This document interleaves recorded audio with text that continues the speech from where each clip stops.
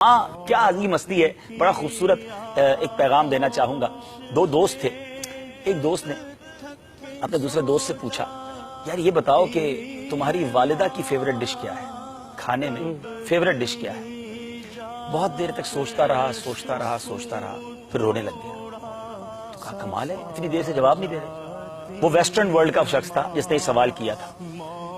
اس نے کہا کہ میری ماں کی پسندیدہ چیز جو ہے نا, وہ بچا ہوا سالن اور بچی ہوئی روٹی ہے.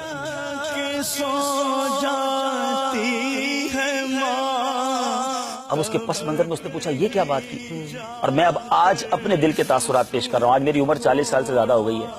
مجھے آج تک یاد نہیں ہے کہ میری ماں نے کبھی کھانا بنا کر یہ کہا ہو کہ یہ میری آج پسندیدہ چیز میں نے بنائی ہے. اور یہ ہم سب کے ساتھ ہوا ہوگا کہ ماں نے کبھی یہ نہیں کہا ہوگا کہ بیٹا آج بریانی بنائی یہ مجھے پسند ہے.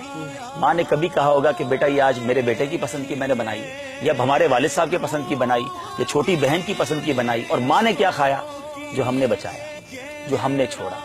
یہ ہے ماں. کبھی اس نے اپنی ذات کے لیے کیا سوچا. ہم نے بلکہ فرمائشیں کر کے, ہم دو بھائی ہوتے تھے, یہ ہم سب کے گھر کی سٹوری. ہم دو بھائی تھے یا دو بہنیں تھیں, تو امی مجھے یہ کھانا ہے تو مجھے وہ والا انڈا کھانا ہے, تو میں نے آج چاول نہیں کھانا, تو ماں نے دونوں کے لیے الگ الگ کھانے بنائے. ماں کو ہم نے ہوٹل والی سمجھا, اس سے جو کہا اس نے ہمیں پکا کر کھلایا. کبھی یہ سوچا کہ ماں نے اپنے لیے آج کیا پکایا. مگر ماں ہمارے بچے ہوئے کھا کے خوش ہوتی ہے کہ میرے بیٹے نے بچایا تو چلو میں کھا لیتی ہوں, بیٹا آپ تھوڑا اور نکال لو, بچ جائے گا تو میں کھا لوں گی.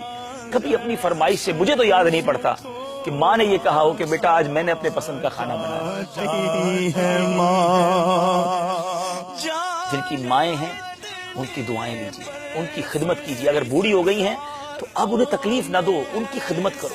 بیمار ہے تو یہ رب کا ایک طرح سے میں سمجھتا ہوں, یہ پتہ نہیں میری بات درست ہے کہ نہیں, کہ جس کے والدین بیمار ہو جائے نا, یا ایسی پوزیشن میں آ جائیں کہ اب ان کی خدمت کی حاجت ہے, تو یہ بیٹے کے لیے خوش بختی کا وقت بھی ہے کہ اللہ نے زندگی میں اب تمہیں وقت دیا ہے خدمت کرنے کا. ورنہ کئی ماں باپ بچوں کو خدمت کا موقع ہی نہیں دیتے, پہلے ہی چلے جاتے ہیں, خدمت کرتے کرتے ہی چلے جاتے ہیں. اگر اب موقع آیا ہے تو اس کو بوجھ نہ سمجھو, یہ اللہ کا شکر بھی اس حوالے سے ادا کرو کہ یا اللہ انہوں نے جانے سے پہلے مجھے اپنی خدمت کا کوئی موقع دے دیا. بد نصیب ہیں وہ بچے جو اولڈ ہاؤس میں ماں باپ کو چھوڑا ہے.